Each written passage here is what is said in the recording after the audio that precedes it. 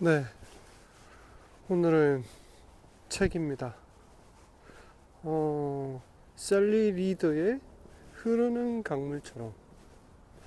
어, 이동진 평론가, 네, 추천 도서죠.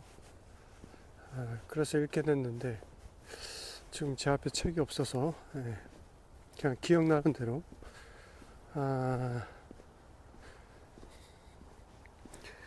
이게 2000 이거 언제지? 예.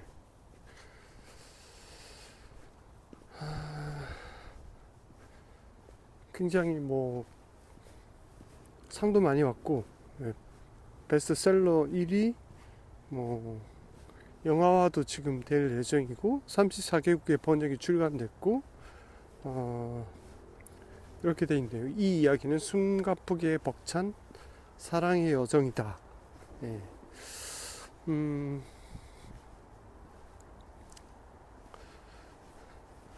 이게 한 500페이지? 예, 제법 두꺼운 책입니다. 2024년도에 출간됐네요. 최근 작품이네. 24년도에 출간된 소설입니다. 인간이 어떻게 운명을 어떻게 바라보며 살아야 할지 그 대답을 내놓는 아름다운 소설이다. 자신이 아무것도 아닌 줄만 알았던 17살 소녀가 사랑의 한이와 상실의 고통을 온몸으로 감내하는 번데기 시절을 거쳐 비로소 나비가 되는 이야기다. 되돌아보지 않는 자연에서 배운 거스를 수 없는 회복력으로 살아내는 주인공은 끝내 누구도 빼앗을 수 없는 결실을 거머쥔다. 시대가 흘러도 사는 곳이 달라도 변치 않는 진실과 가치가 있다. 인간이 발 딛고 사는 곳이라면 어디나 흐르는 강물처럼 살라는 말이 무엇을 뜻하는지 공통의 함의에 도달할 수 있다.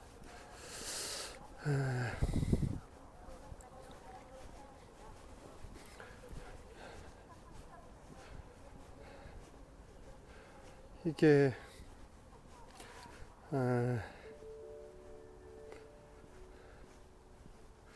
이런 평도 있어요. 가제가 노래하는 곳, 스토너를 잇는 차세대 모든 클래식. 인간이 운명을 어떻게 바라보며 살아야 할지 그 대답을 내놓는 아름다운 소설이다. 이렇게 되어 있네요. 가제가 노래하는 곳은 저는 영화로 봤고, 스토너는 존 윌리엄스, 스토너 굉장히 좋은 책입니다. CJ ENM 산하의 미국 현지 제작사가 지금 영화화를 앞두고 있다고 합니다. 작가는 이게 첫 소설이라고 하는데 굉장히 굉장한 미국적인 대서사시 이런 느낌의 소설이라고 할 수 있습니다. 저는 개인적으로는 굉장히 약간 어린 한 여자의 그런 성장에 살아가는 어떤 모습을 보여주는 그런 느낌이 좀 강했는데, 그 약간 신비스러운 것도 있었던 것 같아요. 그 윌이라는 남자를 만나서 아이를 낳고 또 아이를 버릴 수밖에 없었고, 그리고 그 아이를 만나기까지 어떤 결말을 향해 달려가는 그 필력이 상당하다. 근데 중간 후반부에 약간 처지는 느낌이 좀 있긴 합니다. 근데 어쨌든 그 사건을 끌어가는, 그리고 마을은 수몰 지역이 됐고 복숭아 밭을 지키기 위해서 복숭아를 하나 둘 다 캐내가지고 그 비슷한 곳에 이주를 하는 그런 스토리라고 할 수 있는데,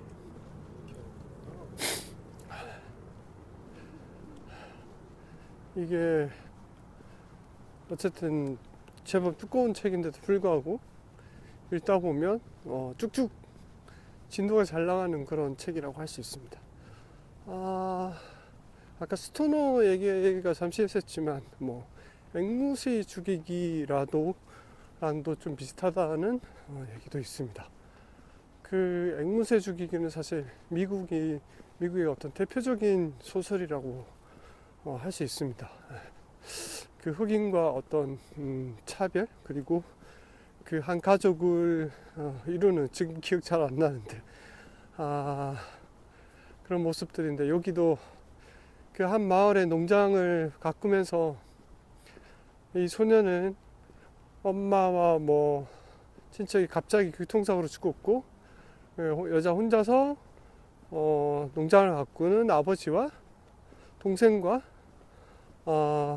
그리고 이모부를 모시면서 살아야 되는 거죠. 이모부는 베트남 전쟁에 갔다 와서 다리를 잃고 휠체어를 타면서 집에만 있는 그런 사람이고, 그것도 미국의 어떤 역사와 연계가 있고, 아버지와 동생은 복숭아 농장을 하면서 그 지역의 가장 맛있는 복숭아를 판매도 하고 재배도 하고, 그런 여성을 집안에서 혼자서 집안일을 다 하면서, 그리고 복숭아 농장의 일도 도우면서 사랑하는 17살의 소녀가 갑자기 한 남자를 우연히 만나게 됐고, 여기서 뭐라 그러지? 뭐 용어가 있던데, 인디안 출신의 피부를 가진 한 남자를 길에서 만났고 사랑을 하게 됐고,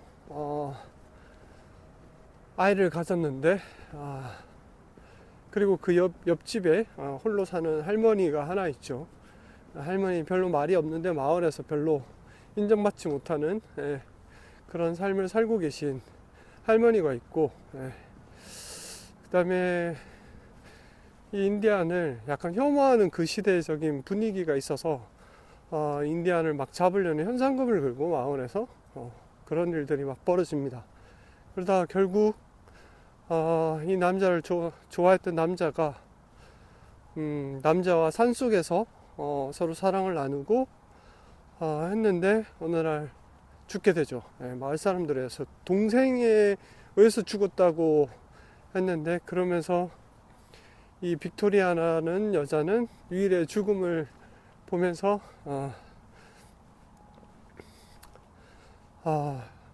뱃속에 아이가 커갑니다. 그래서 할머니 도움을 받아서 어찌어찌 겨우 옆집 할머니 견디다가 출산이 가까워지면서 집을 나갑니다. 말을 타고 아주 깊고 깊은 산속에 유일과 갔었던 그 움막 같은 아무도 사람이 찾지 않는 그곳에서의 아이를 낳고 생활하는 그 장면들이 나옵니다. 그 장면이 가장 하이라이트가 아닌가. 그 작은 움막 속에서 추위와 배고픔과 막 농사도 짓지만 어쨌든 깊은 산속이고 추위와 배고픔과 막 그런 열악한 환경을 견디면서 살아가는 한 여자의 어떤 그런, 그래서 결국은 먹을 것이 없어서 산 밑으로 내려오다가 그 숲속에 있던 한 부부를 보게 됐죠. 그래서 그 부부가 갓난아이를 젖을 먹이는 걸 보면서 자기 아이를 차량에다가 놓고 가버립니다.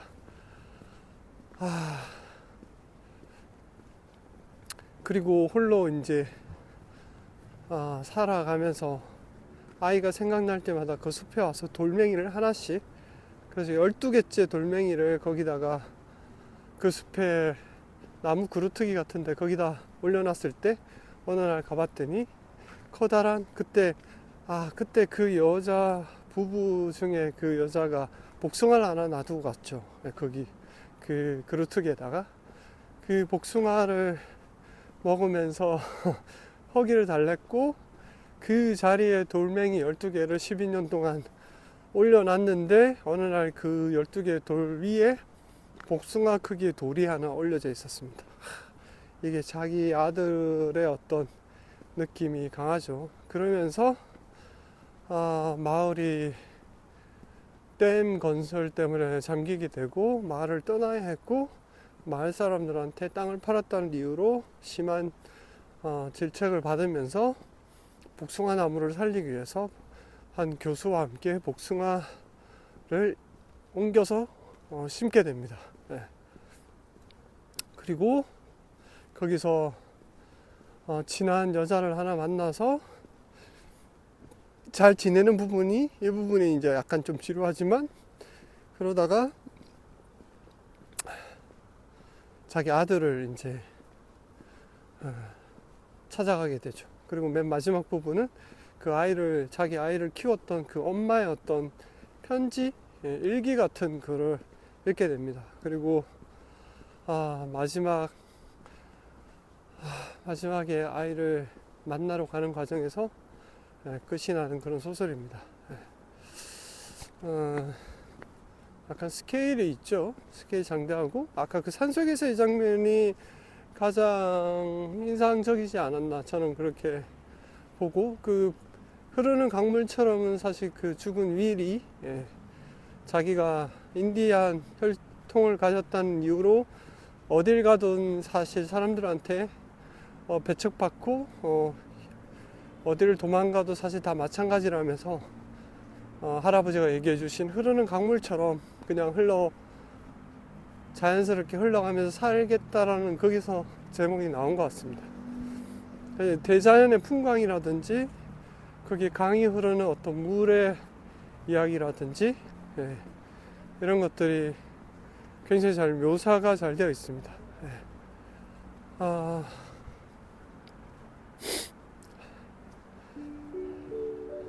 사슴 얘기도 잠시 있고, 사슴 가족들에 대한 얘기도 좀 있고,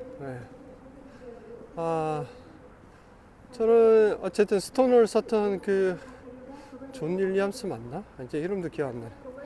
부처스 크로싱이라는 그 은속에서 그 들소들을 잡던 그런 장면들도 좀 생각이 났고, 자연의 어떤 풍광이나 이런 것들이 되게 아름답게 느껴졌던 그런 소설이었고, 결국 이 빅토리아라는 여자가 자기 옆집에 있던, 그렇게 고독하고 혼자 살아가던 그 할머니처럼 자신도 결국 아버지도 죽고 동생은 떠나고 결국 혼자가 되죠. 혼자가 돼서 그 살아가는 과정이 마치 그때 그 할머니의 어떤 모습과 닮은 모양으로 그렇게 살아가게 되는 것들도 좀 인상 깊었습니다. 어린 시절에 빅토리아는 그 옆집의 할머니가 동네 사람들한테 마치 마귀 할멈처럼 이렇게 불리고 사람들이 무시하고 아무도 돌봐주지 않는 모습들을 보면서 저 할머니가 그래도 행복했으면 좋겠다는 그런 기도를 합니다. 도와줬으면 좋겠다고 기도를 하는 장면이 있는데, 그 장면도 인상 깊었는데, 결국 그 모습이 자신이 그런 모습이 되죠. 결국 나중에 그 큰 농장에 복숭아를 키우고 집에서 홀로 살아가게 됩니다. 그러다가 친구를 하나 만나게 되는데, 그 친구 때문에 그나마 뭐 위로와 위안이 됐지만, 결국 이웃집 할머니의 모습으로 혼자서 살아가는 한 여성이 됩니다. 빅토리아 주인공도. 아들을 만나는 장면까지 나오지 않기 때문에, 사실 왜 아이를, 물론 배고픔이나 그 위기 속에서 아이를 그 숲속에 잠시 머문 그 부부의 차에 버리게 되지만, 그 장면 사실 그렇게 잘 이해는 되지 않았어요. 그리고 출산을 굳이 그렇게 감춰서 산속에서 애를 낳아야 되는지도 뭐 약간 시대적인 상황이나 뭐 이런 게 좀 있었던 것 같긴 한데요. 그래서 굳이 아이를 저렇게 버려야 되나? 결국 산에서 내려왔으면 집으로 갔으면 되지 않나? 현실적으로는 그렇게 보이는 부분들이 있었지만, 어쨌든 아이를 또 그리워하는 어떤 엄마의 모습이라든지, 그 아이를 잘 키워서 그 아이가 또 쌍둥이라고 그렇게 그 부분은 쌍둥이라고 얘기하면서 하나이가 또 있었으니까 얘기하는데 점점 커가면서 피부색이 달라지죠. 그런 것도 있었고 이 아이도 그렇고 그런 운명의 어떤 운명적인 어떤 삶, 네. 그 남자 위를 만난 것도 굉장히 어찌 보면 운명적이고, 네. 이 아이를 떠나서 이렇게 따로 살아야 되는 그런 삶 자체도 비극적이지만 어쨌든 그 운명을 받아들이는 그런 삶을 살아갑니다. 그리고 빅토리아는 집안일부터 해서 농장의 일도 굉장히 잘하는, 네, 열심히 하고 굉장히 노동에 어찌 보면, 네, 어린 나이지만 시달리면서 살아야 했던 그런 시대와 시절을 살아갔던 여성이라고 할 수도 있죠. 네.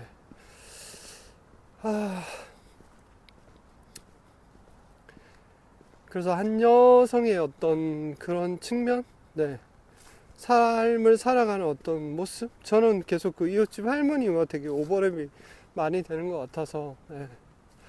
하지만 그 할머니가 나쁜 사람이 아니었고 나중에는 위를 돌봐주기도 하고 자신들의 아지트가 되기도 하는데, 그렇게 약간 이제 포장이 되고 그런 모습들이 결국 또 자신이 그런 삶을 살아가는 사람이 하나 된다는 그런 모습들이 참 약간 억척스럽다라는 느낌도 좀 들었고, 여기에 뭐 베트남 전쟁이라든지, 예, 그렇게 여행을 좋아하고 모험을 즐기던 이모부가 다리를 잃고 저렇게 살아가는 어떤 그런 모습들도 있고요.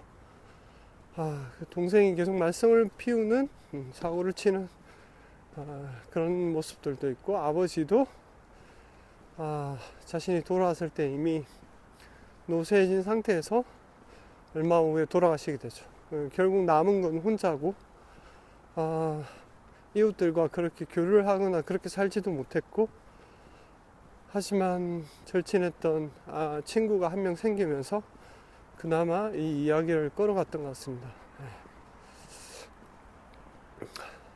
뭐 대단한 어떤 의미, 사건 이런 게 있는 건 아닌데, 한 여성이 그런 삶을 어쨌든 노동과 그 다음에 좋아하는 남자와 그리고 그 농장을 지키기 위해서 그 복숭아를 물론 복숭아를 한 그 대학 교수와 함께